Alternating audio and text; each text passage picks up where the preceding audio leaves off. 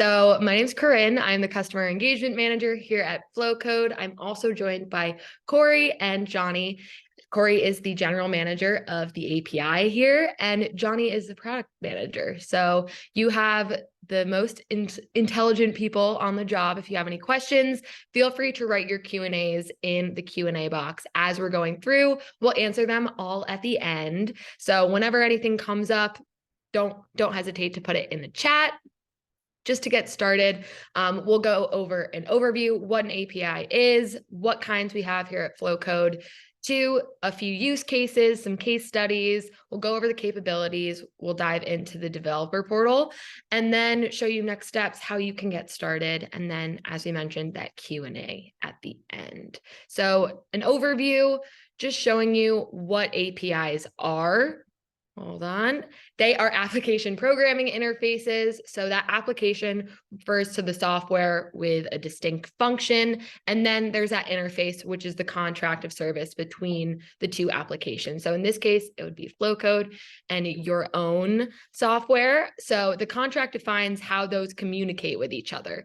And then it uses requests and responses to communicate those things. And then the API documentation contains the information on how developers are to structure those requests and responses.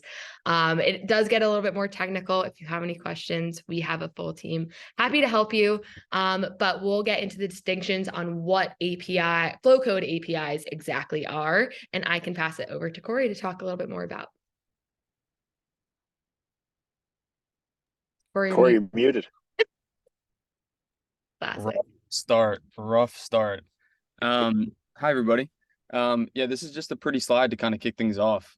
So Corinne, you can kind of go to the next one. I think takeaway here is that while we have just launched our developer portal more widely, we've actually been in market with our API for over 2 years now.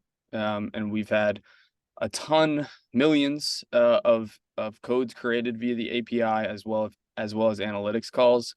And so we're really excited to have the developer portal accessible more widely now and to really scale out access. And so that's kind of just to kick us off with a really cool background. But I think that the best way to kind of speak to the API is talk about use cases. And so this slide here, if you're going to walk away with anything, I would just walk away with, okay, what can I do with the Flowcode API? You can create codes and you can look at your analytics, right? And the use cases of those functionalities are at a high level. There's three buckets here. One is that you can bulk create unique codes. You can embed the creation onto your platform or application for end users. And you can also pipe analytics directly into your database for consolidation of data sources. And so for the first one, if you go to the next slide, Corinne, this really goes to kind of the personalization and direct marketing aspects of and capabilities of the API.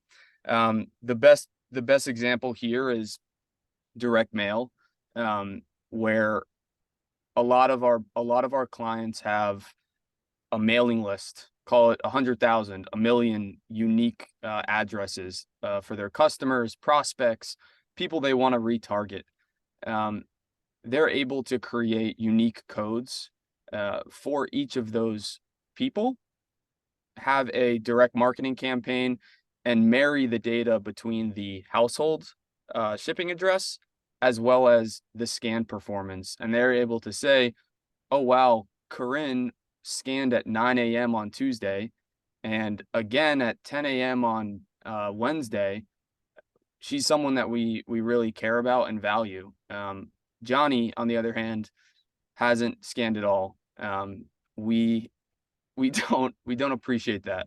And so that's really valuable information. You're able to obviously marry that data, but you could also personalize the scan experience as well. Because these codes are unique to the individual. The next one that I mentioned was kind of exposing, embedding creation onto your platform.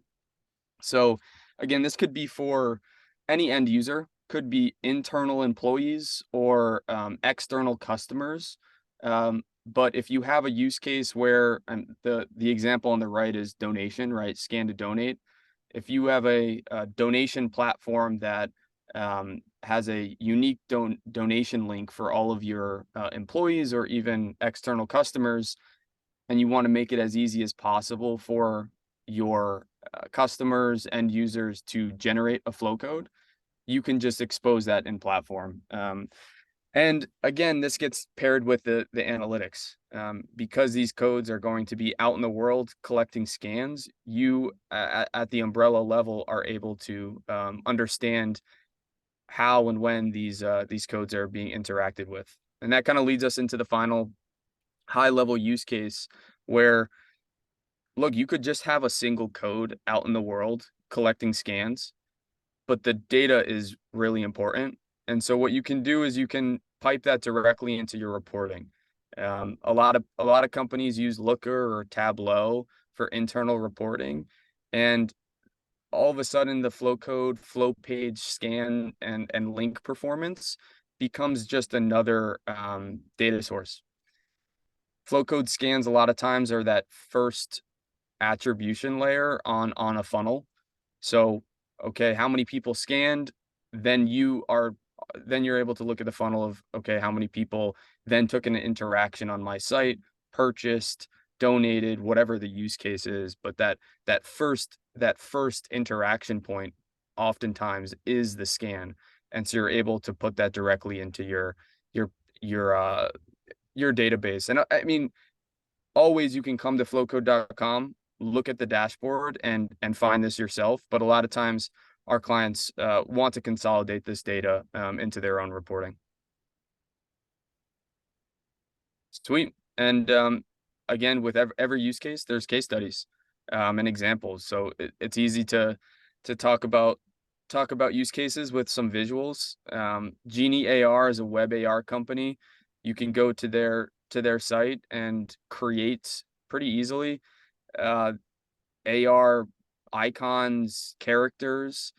At the end of that process, you obviously want to export and share what you've created. And what they allow for is the creation of a custom flow code alongside it.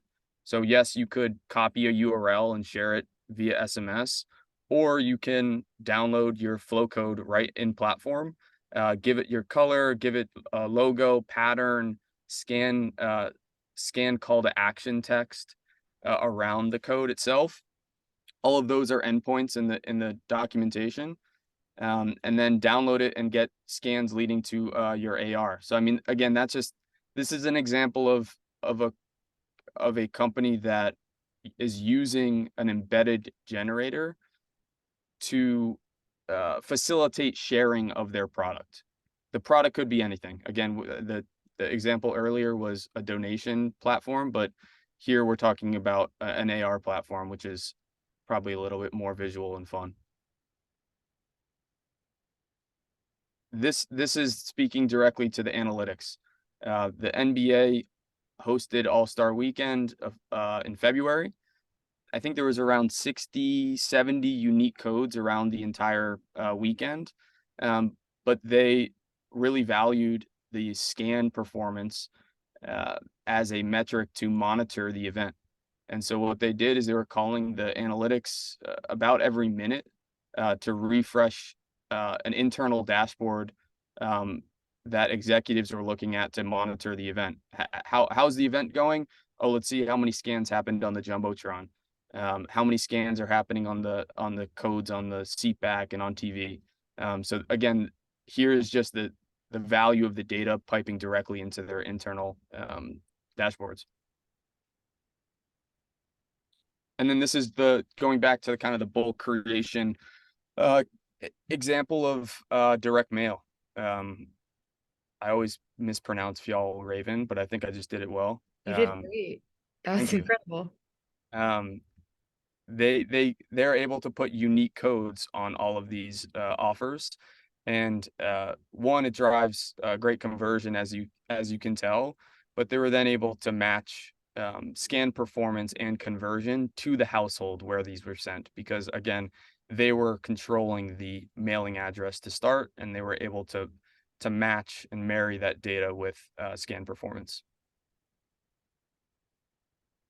And this is where I'll kick it off to Johnny. I know we have some slides, but it might be more helpful to do a little live demo.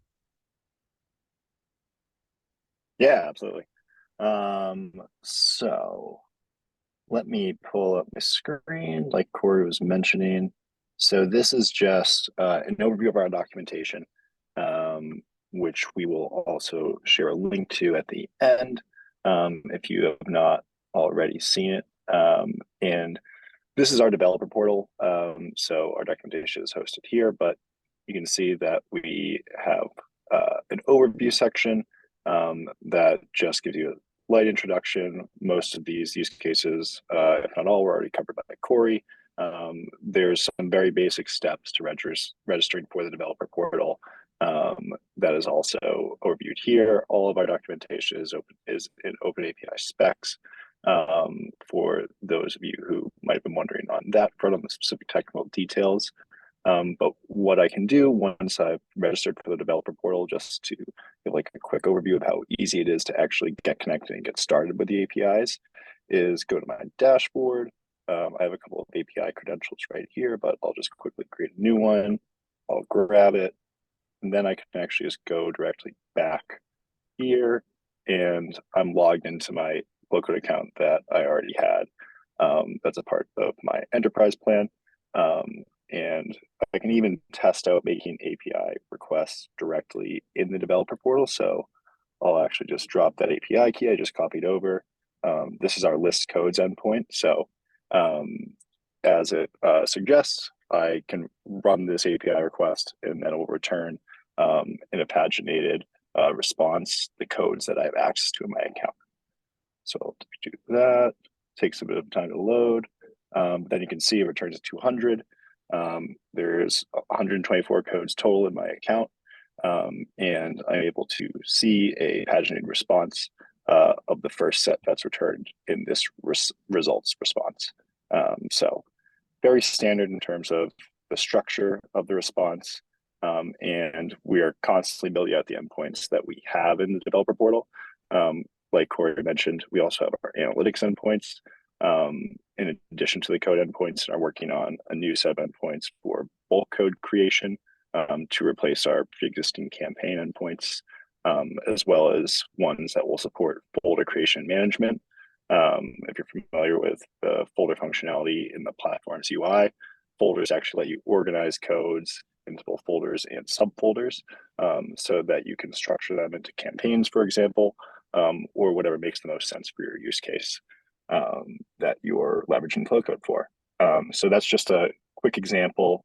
Like Corey mentioned, I could also go to the create code endpoint, drop my API key in here. There's this preset response for body. And then I'm able to also just create that line. And then, for example, the analytics events are a set of endpoints where I can actually get all the scan events for all of my flow codes that are in my account, as well as for a specific code by passing in the flow code ID, as well as doing it for a specific folder. If I want to, say, pull codes or scans in aggregate. So these are just a few of the options that we have in here. Happy to also answer any more specific questions. I see that there's a couple in the chat, so let me take a look at those. But that's just a quick demo of like what's in the developer portal, kind of the very basic steps you can use to get started with it for accessing the API, and obviously the try it out functionality that we have right here is just a way to quickly see how it works. Obviously, whatever suits your use case the best from a developer standpoint can also be used in terms of like a postman collection or other ways of accessing the API in whatever language that you prefer to do it. And Let Johnny, me take a look at the chat. Johnny, quickly, do you mind sharing? I know there's some stuff in the works. You hit on the code endpoints, you hit on the analytics endpoints. Is there any This might be a leading question. Any endpoints that are in the works that people can look forward to? Yeah, the biggest ones that people can look forward to are definitely the new bulk and folder endpoints, should be coming in the next couple of weeks, as well as later in the quarter, in Q2, we're planning on also introducing more analytics endpoints. For example, a summary of your scans based on a specific zip code or state, to just make it more intuitive to be able to return scan activity broken down by specific regions. And also, we're very open to feedback and open to supporting any sort of modifications that might be needed for the different endpoints that we have and the capabilities in the API. So that's just a quick preview, but plenty is on the way and in the works. So that was exciting.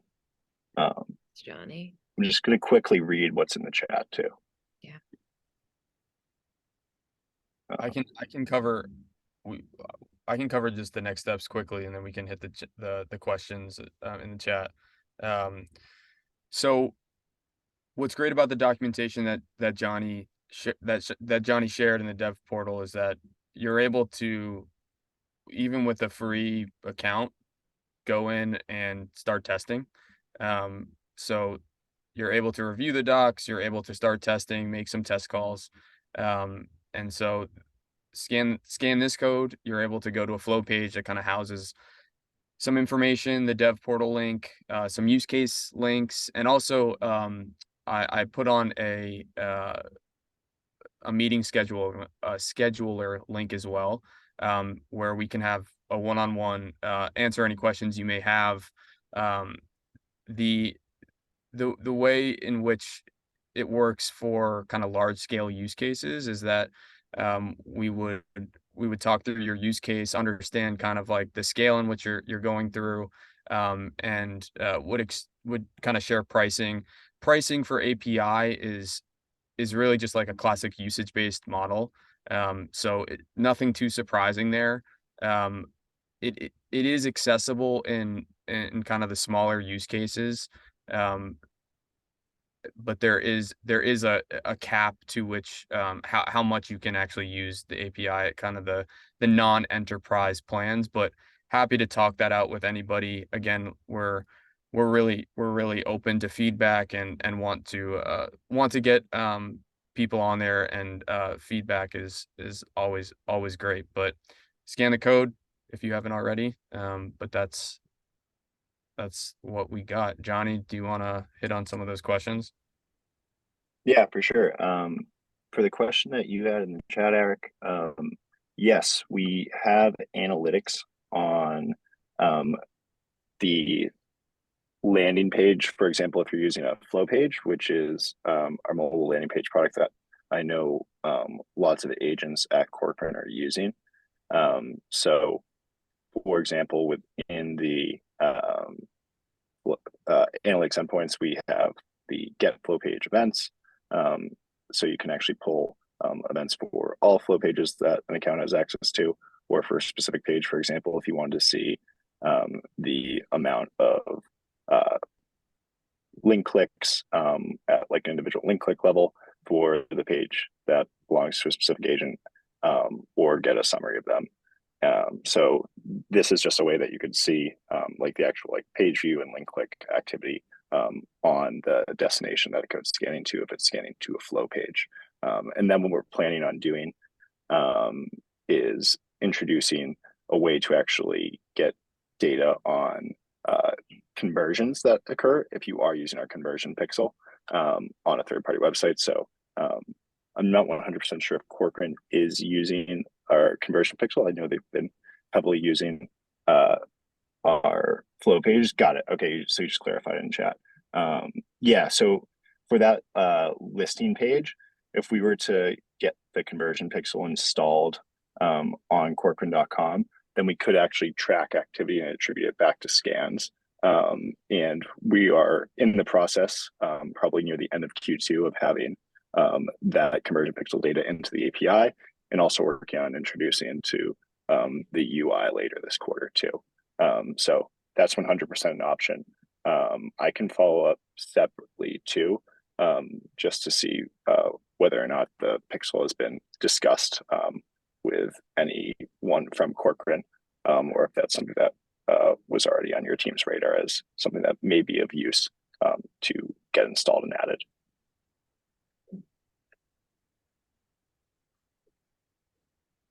Great. I think that was all the Q&A in the chat. Yeah, we'll give it another minute or two if anyone has any other questions. But to Johnny's point, Eric, we'll follow up with the CSM associated with Corcoran and just get some background if they do have the conversion pixel, and connect with you. Great question. Great question. And again, we'll be following up with an email, so everyone will have access to these resources. If you didn't have a chance to scan the code, you can set up one-on-one with Corey, review that documentation to test it out, and review those case studies and share it with your team if you'd like and want to discuss more about it. But we'll give it another few seconds to see if anyone has any lingering questions. But thank you so much for joining our API webinar. Thank you to Corey and Johnny for hosting as well. Always love hearing more about the product and fun features that are coming out. So really appreciate your work, and thanks for co-hosting. Hey, Corinne, thanks for having us. This is fantastic. You guys are a pleasure to host webinars with. Oh, is there another question in the chat? Yes, these glasses are real. Great question. Nice. We love blue light glasses. They're real. Okay. All right. All right. Well, Everyone, thank you, everyone. have a great Have a good day. day.